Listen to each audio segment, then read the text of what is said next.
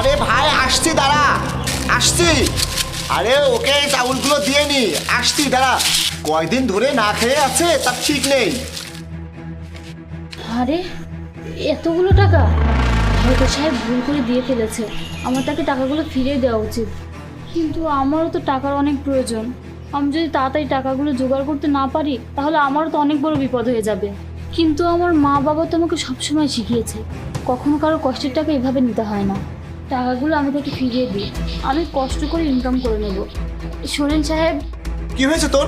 তোর আবার কি লাগবে? আমি তোকে চাল দিলাম, এটা তো তোর হচ্ছে না। আরে না না সাহেব, আমি বলছিলাম যে ওই টাকা। ও আচ্ছা, এখন তোর টাকাও চাই? বাবা বাবা, এখন ম্যাডামের টাকাও চাই। আমি তোকে এতগুলো চাউল দিলাম, তবুও তোর মন ভরলো না। আসলে মানুষ ঠিকই বলে, যদি কাউকে আঙুল ধরতে দাও তাহলে সে হাতও ধরতে চাই। এই শোন, এত বেশি শ্যানাগিরি করার চেষ্টা করিস না, যা এখান থেকে। না না সাহেব, আপনি ভুল ভাবছেন। এই, আমি কি ভুল ভাবছি? আমি তো তোকে ভুল ভেবেছি। আমি তোকে সাহায্য করে অন্যায় করে ফেলেছি। আমার তো মনে হচ্ছে তুই এখন আমার সাথে কোনো সম্পর্ক করতে চাচ্ছিস। ভাবছিস যে অনেক বড় বাড়ির ছেলে, কথা বলে কথা জানে ফাঁসিয়ে ফেলি, তারপর আস্তে আস্তে সম্পর্ক তৈরি করব। এই শোন, এইসব না ভুলেও ভাবিস না। আমি যে তোকে সাহায্য করেছি না, এটাই অনেক। তাছাড়া আমি তো কাউকে এক পয়সাও দেই না। না সাহেব, এরকম কোনো ব্যাপার না। আপনি তো আমার কোনো কথাই শুনছেন না। আরে কি বকবক করছিস তুই? তোর কাছে কি আর কোনো কাজ নেই? চুপচাপ অন্য কোথাও গিয়ে ভিক্ষা কর, যা। আরে কি হয়েছে, এত দেরি হচ্ছে কেন? একে আপনি চাউল দিতে এসেছেন নাকি এর সঙ্গে সম্পর্ক করতে এসেছেন? আরে ভাই, এক নম্বরে শেষরা এই মেয়েটা। আমি ওকে চাউল দিয়েছি, তারপরে আবার টাকা চাচ্ছে, আর এইভাবে টাকা চেয়ে আমার সাথে সম্পর্কে জড়ানোর চেষ্টা করছে। আমি এদের মতো 2 পয়সার গরিব মানুষদেরকে খুব ভালো করে চিনি। আরে ছেড়ে দেন না, তাড়াতাড়ি চলেন, ম্যাচ চলছে, ম্যাচ শেষ হয়ে যাবে। চলেন চলেন, তাড়াতাড়ি চলেন। হ্যাঁ, ঠিকই বলেছিস, তাড়াতাড়ি চল। এই শোন, তোকে যেন আমার বাড়ির আশেপাশে আর না দেখি, যা এখান থেকে।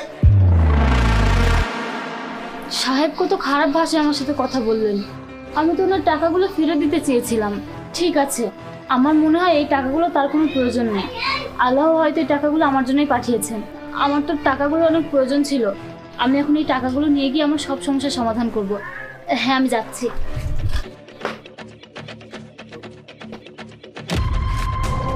আরে এই ল্যাংড়া তো চলে গেল। আর জাহিদ ভাই কি পাগল হয়ে গেছে? এই ল্যাংড়াটাকে এতগুলো টাকা দিয়ে দিল। যাই, ভাইকে এখনই গিয়ে বলি। জাহিদ ভাই, জাহিদ ভাই, আপনারা এখানে বসে ম্যাচ দেখছেন? আপনারা কি জানেন এখন যে ভিখারিটা এসেছিল ল্যাংড়া, সে আপনাদের সব টাকা নিয়ে চলে গেছে। আরে তুই কি পাগল হয়ে গেছিস নাকি? আস্তে কথা বল, আমি জানি তুই কি বলবি। আর ওই টাকা আর ওই গরিব মেয়েটার সাথে যা কিছু হয়েছে সেটা আমি ইচ্ছা করেই করেছি। কি? তার মানে আপনি ওই মেয়েকে যতগুলো টাকা দিয়েছেন সব জেনে শুনে দিয়েছেন? হ্যাঁ, আমি যখন বাইরে দোকানে গিয়েছিলাম তখন ওই মেয়েটাকে একা একা কথা বলতে শুনে ফেলেছিলাম। ও বলছিল যে, হে আল্লাহ, আমি কি করব কিছুই তো বুঝতে পারছি না। তার উপর আবার এতটা ভেঙে পড়েছি। সারাদিনে 100টা টাকাও কেউ দেয়নি। আর এদিকে আমার বাচ্চাটার এতটাই অবস্থা খারাপ, এতটাই খারাপ যে তার অপারেশন না করলে সব কিছু শেষ হয়ে যাবে। এখন যদি আমি অপারেশনের টাকা না জোগাড় করতে পারি তাহলে কি হবে? আর এখন তো আমার কাছে শুধু আমার এই বাড়িটাই আছে। আমি যদি আমার বাড়িটা বেচে দিই তাহলে আমরা থাকবো কোথায়? হে আল্লাহ, কিছু তো সাহায্য করো। যদি কোনো কাজ করতে চাই, এই ল্যাংড়া পায়ের জন্য কেউ আমাকে কাজ দেয় না। আমি তো কিছুই বুঝতে পারছি না আমি এখন কি করব। ওই মেয়েটা আল্লাহর সাথে কথা বলছিল আর একা একা আল্লাহর কাছে সাহায্য চাচ্ছিল যে ওর অনেকগুলো টাকার প্রয়োজন। ও নাকি অনেক অসহায়, ওর উপরে অনেক দায়িত্ব। এটা আমি সহ্য করতে পারিনি।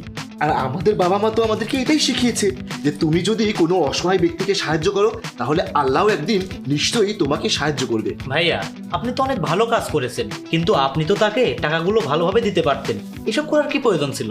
হ্যাঁ, আমি জানি আমি ওকে ভালোভাবে টাকা দিতে পারতাম, কিন্তু আমাদের সমাজের মানুষজন কি রকম সেটা তো তুই ভালো করেই জানিস। আমাকে কেউ যদি ওকে টাকা দিতে দেখতো তাহলে ভাবতো যে আমি নিশ্চয়ই ওর সাথে খারাপ কোনো সম্পর্ক করছি। আবার ওই মেয়েটাও ভাবতে পারতো যে আমি ওর সাথে খারাপ সম্পর্ক করার জন্য ওকে এতগুলো টাকা দিচ্ছি। ও ভুল বুঝতো আমাকে, সেই জন্যই এত কিছু করা।